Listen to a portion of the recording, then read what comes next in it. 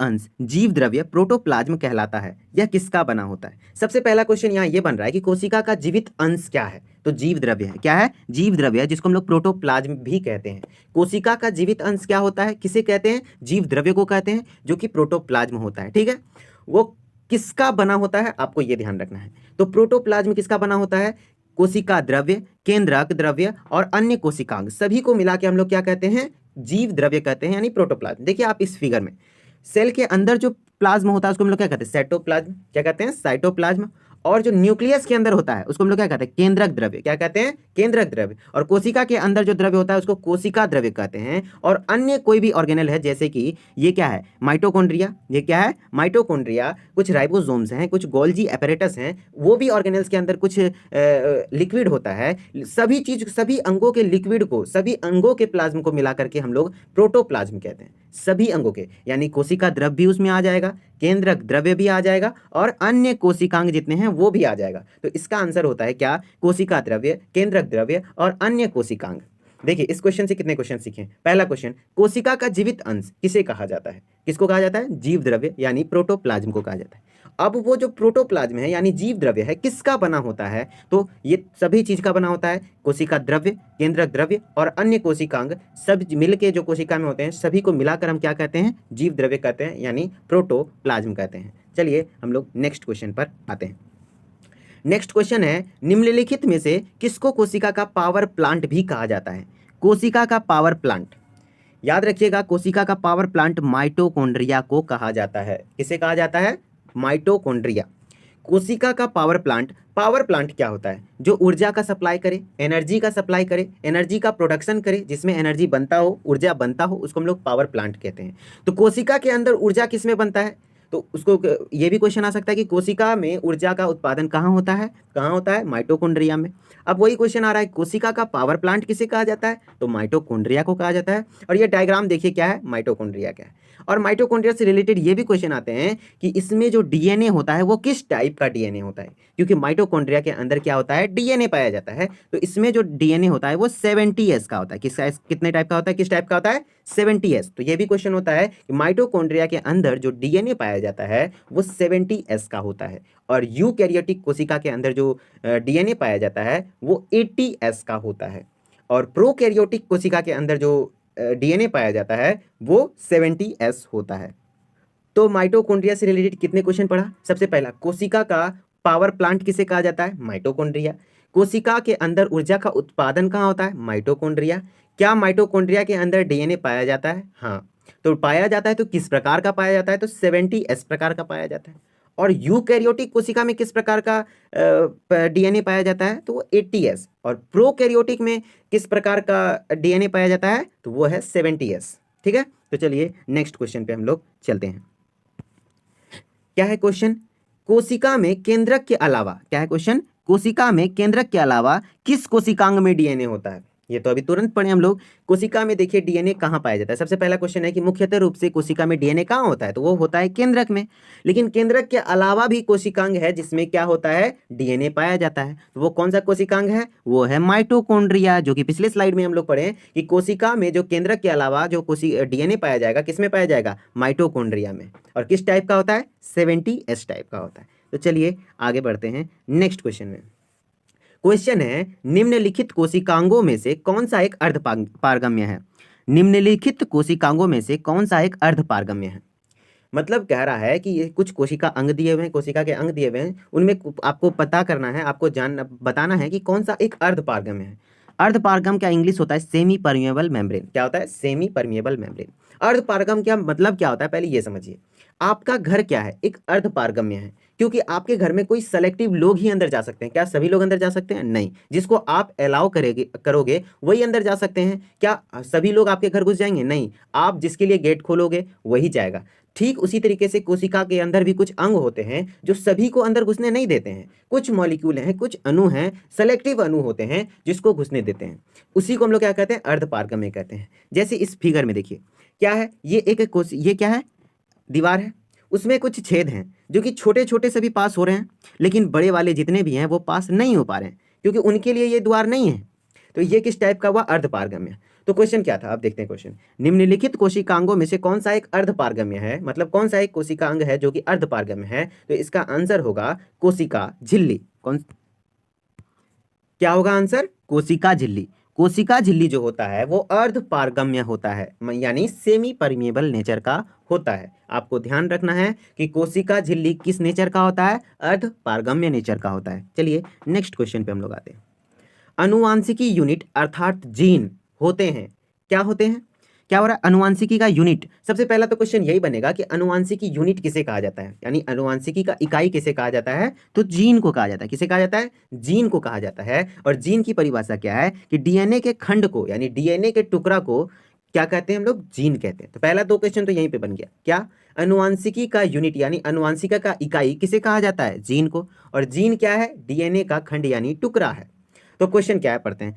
अनुवांशिकी unit अर्थात gene होते हैं केंद्रीय झिल्ली में? नहीं। गुणसूत्रों में? जी हाँ, गुणसूत्रों में जीन पाया जाता है। किसमें पाया जाता है? गुणसूत्र में, जिसको हम लोग क्या कहते हैं? क्रोमोसोम।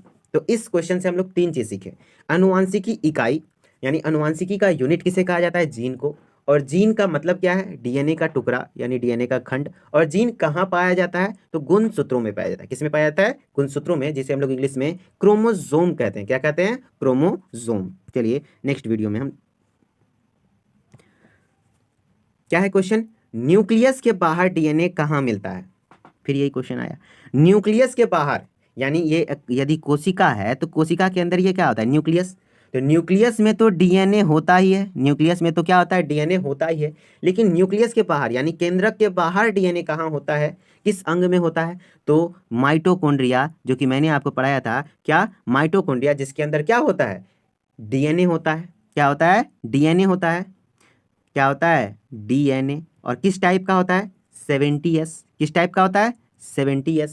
तो क्या है क्वेश्चन? न्यूक्लियस के बाहर डीएनए कहाँ मिलता है? तो आंसर क्या हो जाएगा? माइटोकॉन्ड्रिया। क्या आंसर हो जाएगा? माइटोकॉन्ड्रिया। आपको भूलना नहीं है कि न्यूक्लियस के अलावा भी डीएनए पाया जाता है। तो वो किसके अंदर पाया जाता है? माइटोकॉन्ड्रिया के अंदर। ठीक है, जिसको हम लोग पावर प्लांट यानी power house of the cell भी कहते हैं। ठीक है, तो चलिए हम लोग आगे बढ़ते हैं। क्वेश्चन है, डीएनए की द्विसूत्री संरचना का पता किसने लगाया था? द्विसूत्री संरचना, पहले हम लोग ये समझ लेते हैं द्विसूत्री संरचना क्या होता है।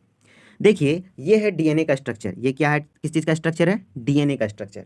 यहां पे आपको दो सूत्री दिख रहा होगा। कैसे? एक ये, ठीक, दूसरा ये, है ना? तो यहां पे कितना सूत्री हो गया? द्विसूत्री। तो यहीं से पहला तो क्वेश्चन यही बनता है कि डीएनए कैसा संरचना है? तो द्विसूत्री संरचना है, यानी एक ये होता है, दूसरा ये होता है। डीएनए कैसा है? द्विसूत्री संरचना है। और आरएनए क्या है? तो एकल सूत्री संरचना होती है। आरएनए क्या होती है? एकल सूत्री संरचना होती है। ठीक है, पहला तो ये क्वेश्चन लग गया। अब है कि डीएनए की द्विसूत्री संरचना का पता किसने लगाया था? किसने बताया कि डीएनए द्विसूत्री संरचना में है? तो वो साइंटिस्ट थे वाटसन और क्रिक। दो साइंटिस्ट थे जिन्होंने मिलकर ये पता लगाया कि डीएनए का जो स्ट्रक्चर होता है वो कैसा होता है? Double helical. इंग्लिश में क्या बोला जाता है? डबल हेलिकल, यानी द्विसूत्री संरचना होता है। आरएनए कैसा होता है? एकल सूत्री संरचना होता है। और एक क्वेश्चन यहां से ये भी पूछा जाता है कि सबसे पहला जेनेटिक मटेरियल, सबसे पहला अनुवांशिकी पदार्थ कौन सा है? तो वो है आरएनए, ना कि डीएनए। सबसे पहला अनुवांशिकी पदार्थ कौन है? आरएनए। ठीक है, तो आपका इस वीडियो से क्या क्या क्वेश्चन बना? इस क्वेश्चन से क्या क्या क्वेश्चन बना कि डीएनए का कैसा संरचना होता है? तो द्विसूत्री संरचना होता है। आरएनए का कैसा संरचना होता है? तो एकल सूत्री संरचना होता है। ठीक है, और डीएनए में जो नाइट्रोजनस क्षार होते हैं, नाइट्रोजनस क्षार होते हैं, वो कौन कौन से होते हैं? तो एडेनिन होते हैं, थाइमीन होते हैं, गुआनिन होते हैं, साइटोसिन होते हैं, जिसको हम लोग एटीजीसी क्या बोलते हैं? एटीजीसी। एडेनिन थाइमीन से जुड़ता है, गुआनिन साइटोसिन से जुड़ता है। फिर से, ये जो द्विसूत्री संरचना है डीएनए का, इसमें 4 नाइट्रोजनस क्षार होते हैं। कितने नाइट्रोजनस क्षार होते हैं? 4। कौन कौन से? Adenine, thymine, guanine, cytosine. Adenine और थाइमीन द्विबंध से जुड़े होते हैं। कितने बंध से जुड़े होते हैं? द्विबंध से। और गुआनिन और साइटोसिन 3 बंधों से जुड़े होते हैं। कितने बंध से जुड़े होते हैं? 3 हाइड्रोजन बंध से। एडेनिन और गुआनिन के बीच किस टाइप का बंध होता है? हाइड्रोजन बंध। और कितना होता है? 2। और क्या कहते हैं, गुआनिन और साइटोसिन के बीच कितना हाइड्रोजन बंध होता है? 3। तो एक बार समराइज करते हैं। ठीक है, एक बार आपको समराइज करते हैं। डीएनए की संरचना कैसी होती है? तो कैसी होती है? द्विसूत्री संरचना होती है। कैसी होती है? द्विसूत्री संरचना होती है। और ये द्विसूत्री संरचना का पता किसने लगाया था? तो वाटसन और क्रिक ने। ठीक है।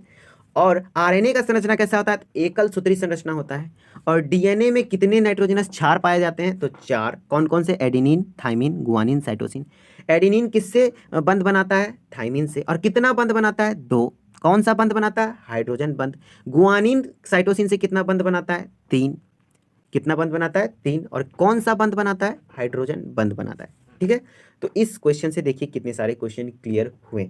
बस आप लगातार इस पूरे वीडियो को देखते रहिए, आपके बहुत सारे कॉन्सेप्ट क्लियर हो जाएंगे क्वेश्चन के ही माध्यम से। बस 2 से 3 बार आप वीडियो को एग्जाम तक में देख लीजिएगा। ठीक है। चलिए आगे बढ़ते हैं। फिर क्वेश्चन है, डीएनए के 2 स्ट्रैंड्स बंधे होते हैं। 2 स्ट्रैंड मतलब वही द्विसंरचना हुआ, एक स्ट्रैंड ये, एक स्ट्रैंड ये। 2 स्ट्रैंड जो आपस में बंधे हुए हैं वो किससे बंधे हुए हैं? किसके मदद से? तो हाइड्रोजन बंध की मदद से। अभी तो मैंने तुरंत समझाया ना। देखिए ये है, ये है, ये है। तो ये दोनों जो यहाँ पे जो नाइट्रोजनस बेस यानी नाइट्रोजनस क्षार हैं जो आपस में जुड़े हुए हैं, वो किसके माध्यम से जुड़े हुए हैं? हाइड्रोजन बंध के द्वारा। किसके माध्यम से? हाइड्रोजन बंध के द्वारा। किसके माध्यम से जुड़े हैं? हाइड्रोजन बंध के द्वारा। ठीक है। तो ये भी क्वेश्चन क्लियर है। और हाँ, एक क्वेश्चन है कि डीएनए में कितने नाइट्रोजनस क्षार होते हैं? 4। Adenine, thymine, guanine, cytosine. लेकिन आरएनए में भी 4 ही नाइट्रोजनस क्षार होते हैं, लेकिन थाइमिन की जगह क्या होता है? यूरासिल होता है। क्या होता है? यूरासिल, जिसको हम लोग यू से डिनोट करते हैं। तो आपको ध्यान रखना है कि डीएनए में नाइट्रोजनस क्षार कौन कौन से होते हैं? तो adenine, thymine, guanine, cytosine. But RNA में जो नाइट्रोजनस क्षार होते हैं वो कौन कौन से होते हैं? Adenine, uracil, guanine, cytosine. Okay. तो चलिए हम लोग नेक्स्ट क्वेश्चन पे आते हैं। प्रयोगशाला में सर्वप्रथम डीएनए का संश्लेषण किसने किया था? तो किसने किया था? तो डायरेक्ट याद रखिए, हरगोविंद खुराना ने। किसने किया था? हरगोविंद खुराना ने। ये एकमात्र भारतीय वैज्ञानिक हैं जो कि आनुवांशिकी में, जेनेटिक फील्ड में, जेनेटिक्स में बहुत बड़ा योगदान है। ठीक है। इनको नोबेल प्राइज भी मिला है। ये कहाँ के वैज्ञानिक हैं? भारत के वैज्ञानिक हैं। प्रयोगशाला में सबसे पहला जो डीएनए का संश्लेषण किए थे वो किसने किए थे? हरगोविंद खुराना ने। ठीक है। तो चलिए नेक्स्ट क्वेश्चन पे आते हैं। डीएनए की अंगुली छाप, डीएनए की अंगुली छाप का प्रयोग किस पहचान के लिए किया जाता है? यानी आप अंगुली छाप का मतलब समझ लिए फिंगरप्रिंट। क्या? फिंगरप्रिंट किसके लिए यूज किया जाता है? तो माता पिता के पहचानने के लिए, बलात्कारी को पहचानने के लिए, चोर को पहचानने के लिए, यानी उपर्युक्त तो सभी को पहचानने के लिए। तो सबसे पहले तो आप ध्यान रखिए ये कि डीएनए में फिंगरप्रिंटिंग का बहुत ज़्यादा इंपॉर्टेंस रोल है। फिंगरप्रिंटिंग में किसका इंपॉर्टेंट रोल है? डीएनए का। और ये पहचान के लिए ही किया जाता है। तो किसके पहचान के लिए? माता पिता, बलात्कारी, चोर, तो सभी के लिए। किसके लिए? सभी के लिए। जैसे कि ये अक्सर ऐसा मामला होता है, यदि कोई पत्नी, ये थोड़ा सा ह्यूमरस हो सकता है आपके लिए सुनना, कि यदि कोई पत्नी है जो कि पति है, ठीक है, पति यदि नौकरी करने गया हुआ है तो उसकी पत्नी घर पे है और उसकी पत्नी या उसकी पत्नी पर उसके पति को शक है। ठीक है। उसके पति को क्या है? अपनी पत्नी पे शक है और वो तो नौकरी कर रहा है, इधर कहीं पत्नी दूसरी जगह नौकरी कर रही हो, तो क्या होगा? बच्चा तो पैदा हो गया, लेकिन पति को हो जाएगा शक कि भाई ये पति है भी, मेरा बच्चा है भी कि नहीं। तो वो क्या करवाएगा? डीएनए टेस्ट करवाएगा। तो अगर जो दोनों का डीएनए मैच कर जाएगा तो वही माता उसके पति संतुष्ट हो जाएंगे, खुश हो जाएंगे कि नहीं ये मेरा ही प्रोडक्ट था। यानी बलात्कारी को भी पहचानने के लिए फिंगरप्रिंट से किया जाता है, चोर को भी पहचानने के लिए। तो ये काफ़ी मामूली सा, आम लाइफ में भी ये क्वेश्चन पूछा जाता है कि डीएनए का जो फिंगरप्रिंट है किसके लिए प्रयोग किया जाता है? तो माता पिता को भी पहचानने के लिए, बलात्कारी को पहचानने के लिए, चोर को पहचानने, सबके लिए किया जाता है। ठीक है। तो चलिए हम लोग आगे क्वेश्चन में बढ़ते हैं। क्या है? पुरुष में पुरुषत्व के लिए कौन सी गुणसूत्र संयोजन उत्तरदायी होती है? यानी पुरुष में किस टाइप का गुणसूत्र का संयोजन होता है? तो सबसे पहले मैं आपको बता दूं कि पुरुष का जो युग्मक है वो क्या है? स्पर्म है। क्या है? स्पर्म है, जो कि शुक्राणु, हिंदी में क्या कहते हैं? शुक्राणु है। शुक्राणु में 2 तरह के गुणसूत्र पाए जाते हैं। कितने तरह के? 2 तरह के। एक होता है एक्स। क्या होता है? एक एक्स, दूसरा वाई। क्या होता है? एक्स या तो वाई। ठीक है।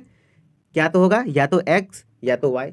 और ये है एग। क्या है? एग, जो कि महिला का युग्मक होता है। अंडाणु, अंडाणु में क्या होता है? दोनों एक्स एक्स ही होता है। क्या होता है? एक्स एक्स ही होता है। तो यहाँ देखिए, शुक्राणु से जो या तो वाई आएगा या तो एक्स आएगा, लेकिन जो महिला से आएगा अंडाणु, उसमें हर समय क्या होगा? एक्स ही होगा। क्या होगा? एक्स ही होगा। पुरुष में क्या है? एक्स वाई दोनों है, महिला में एक्स एक्स सिर्फ है। ठीक है। तो देखिए, पुरुष में वाई भी आ सकता है, एक्स भी आ सकता है, महिला में एक्स ही है, एक्स ही है। यदि x और y मिलेगा तो लड़का बन जाएगा, क्या बन जाएगा, लड़का, और x x मिलेगा तो लड़की बन जाएगी। ठीक है, तो अब इस क्वेश्चन को डील कीजिए। पुरुष में पुरुषत्व के लिए कौन सा गुणसूत्र संयोजन उत्तरदायी होता है, तो एक्स वाई, कौन सा होता है, एक्स वाई, और एक्स एक्स किस में होता है, तो महिला में होता है। ठीक है, तो चलिए हम लोग नेक्स्ट क्वेश्चन पे आते हैं। फिर से इस टाइप का ही क्वेश्चन है, मनुष्य में कौन से क्रोमोसोम के मिलने से बालक का जन्म होता है, बालक का जन्म कौन सा से होता है। तो पहला ऑप्शन देखिए, ऑप्शन बहुत ज्यादा कॉम्प्लिकेटेड सेट हुआ है, लेकिन आपको ध्यान से सुनना है। पुरुष का एक्स और स्त्री का वाई, यहाँ पे आदमी मार देगा एक्स वाई हो रहा है लड़का, लेकिन आपको ध्यान रखना है कि पुरुष में पुरुष का एक्स और स्त्री का वाई, क्या स्त्री में वाई होता है, नहीं ना, तो ये ऑप्शन गलत। चलिए दूसरा, पुरुष का एक्स और स्त्री का वाई, ऑप्शन लगता है मैच कर गया है, पुरुष का एक्स, ये भी नहीं होगा। चलिए तीसरा, पुरुष का वाई और स्त्री का एक्स, ये हो सकता है, क्यों, क्योंकि पुरुष में एक्स और वाई दोनों पाए जाते हैं, तो पुरुष से वाई आ गया, स्त्री में तो एक्स पाया ही जाता है, तो स्त्री का एक्स हो गया। तो इस तरीके से लड़का का जन्म हो जाएगा, क्यों बोला है, बालक का जन्म होना है, तो एक्स और वाई मिल गया, पुरुष का वाई और स्त्री का एक्स, तो आंसर क्या हो जाएगा, पुरुष का वाई और स्त्री का एक्स। देखिए दोनों वाई तो हो ही नहीं सकता है। ठीक है, तो यदि आप यही क्वेश्चन रहता कि किसके मिलने से बालिका का जन्म होता है, तो क्या आंसर होता, पुरुष का एक्स और स्त्री का भी एक्स। ठीक है, क्योंकि स्त्री से हमेशा क्या आएगा, एक्स ही आएगा। ठीक है, तो इस क्वेश्चन को फिर से एक बार समराइज करता हूं मैं। देखिए क्या होता है, मानव में दो लिंग है, एक स्त्रीलिंग पुल्लिंग, पुल्लिंग यानी पुरुष, स्त्रीलिंग यानी महिला। पुरुष का जो युग्मक है स्पर्म है, शुक्राणु है, उसमें दो टाइप के होते हैं, एक्स और वाई, लेकिन महिला का जो एग है यानी अंडाणु है उसमें एक ही टाइप का होता है, एक्स एक्स ही होता है। ठीक है, इससे स्पर्म से वाई भी आ सकता है, एक्स भी आ सकता है, लेकिन एग से एक्स ही जाएगा। ठीक है, फिर क्या होगा, या तो एक्स एक्स वाई से मिल जाएगा, या तो एक्स एक्स से मिल जाएगा। यदि एक्स वाई से मिला तो लड़का बन जाएगा एक्स वाई, और एक्स एक्स हुआ तो लड़की बन जाएगी। और याद रखिएगा, लड़का थोड़ा ज़्यादा वेराइटी खोजता है, इसी कारण से आपको ट्रिक याद नहीं रहता है, तो आप ऐसे भी याद रख सकते हैं, लड़का थोड़ा ज़्यादा वेराइटी खोजता है। ठीक है, तो आप समझ गए होंगे क्या वेराइटी खोजता है, तो एक्स और वाई, लड़की भाई एक में ही खुश रहती है, तो एक्स एक्स। ठीक है, तो इस तरीके से भी आप याद रख सकते हैं। तो चलिए नेक्स्ट क्वेश्चन पे आते हैं। एड्स मानव प्रतीक्षाहीनता विषाणु HIV के द्वारा होता है। जी हाँ, सबसे पहला क्वेश्चन तो यही बन जाता है कि एड्स किसके द्वारा होता है, तो HIV वायरस के द्वारा होता है। किसके द्वारा होता है, HIV वायरस। देखिए ये फोटो क्या है, HIV वायरस का फोटो है। ठीक है, HIV का फुल फॉर्म क्या होता है, ह्यूमन इम्यूनो डेफिशिएंसी, क्या होता है, ह्यूमन इम्यूनो डेफिशिएंसी वायरस होता है। ठीक है, एड्स जो मानव प्रतीक्षाहीनता विषाणु किसके द्वारा होता है, HIV के द्वारा होता है। HIV का स्ट्रक्चर, पहले क्वेश्चन देख लेते हैं, HIV क्या है। ठीक है, किस टाइप का विषाणु है, तो ये एक रेट्रो वायरस है। रेट्रो वायरस वो होता है जिसका अनुवांशिक पदार्थ यानी जेनेटिक मटेरियल क्या हो, RNA हो। यदि आप गौर से देखिएगा इस स्ट्रक्चर में, तो देखिए क्या लिखा हुआ है, RNA, यानी HIV में जो अनुवांशिक पदार्थ है वो क्या होता है, RNA होता है। क्या होता है, RNA होता है, जो कि एकल के सूत्री है। मैंने पीछे भी क्वेश्चन में पढ़ाया कि RNA कैसा होता है, एकल सूत्री होता है। इस कारण से HIV वायरस को हम लोग क्या कहते हैं, रेट्रो वायरस कहते हैं। और इसके बाहरी पे जो स्किल जैसा लगा हुआ है वो क्या होता है, ग्लाइकोप्रोटीन होता है। क्या होता है, ग्लाइकोप्रोटीन होता है। तो आपको ध्यान रखना है कि HIV वायरस जो है वो किस टाइप का वायरस है, रेट्रो वायरस। क्यों कहा जाता है रेट्रो वायरस, क्योंकि इसमें जो आनुवांशिक पदार्थ है वो क्या है, RNA है। चलिए नेक्स्ट क्वेश्चन, जंतुओं में होने वाले फुट एंड माउथ रोग किसके कारण उत्पन्न होती है। याद रखिएगा, फुट एंड माउथ रोग, पहली बात तो ये याद रखना किस में होता है, क्या इंसान में होता है, नहीं, इंसान में नहीं होता है। ये रूमिनेंट्स में होता है, यानी घास चरने वाले जीव में होता है, जैसे कि गाय, भैंस, बकरी, भेड़, गधा, घोड़ा, इस सब में होता है। ठीक है, फुट एंड माउथ रोग, देखिए इस टाइप का कुछ फुट एंड माउथ रोग होता है। तो ये आखिर होता किसके कारण है, ठीक है, जीवाणु के कारण, कवक के कारण, प्रोटोजोआ के कारण, या विषाणु के कारण। तो आपको बता दें कि फुट एंड माउथ रोग विषाणु के कारण होता है। किसके कारण होता है, विषाणु के कारण होता है, और ये बहुत जल्दी फैलता भी है। ठीक है, तो इस फिगर में आप देख के जान सकते हैं कि फुट एंड माउथ रोग कैसा होता है। पहला क्वेश्चन आपको इससे ये ध्यान रखना है कि फुट एंड माउथ रोग किस में होता है, तो घास चरने वाले जीव में होता है, जैसे कि गाय, भैंस, बकरी। और किस